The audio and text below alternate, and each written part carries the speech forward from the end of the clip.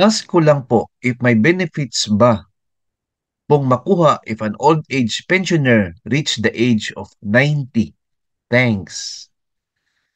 Interesting question po from our viewer sa Q&A with Proof AMN.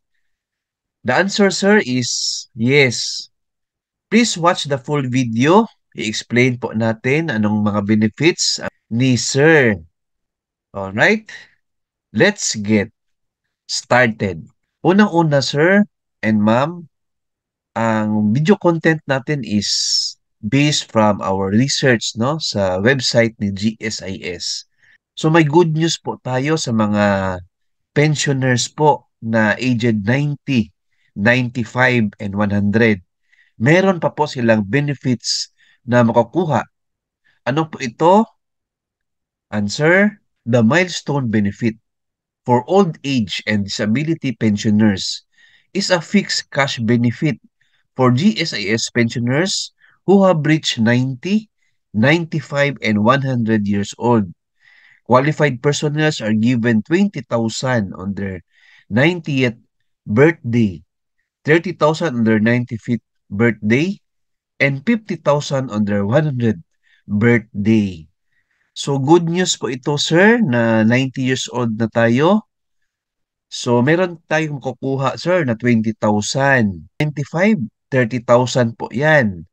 And 100 po years old tayo, may makukuha tayo na 50,000, sir.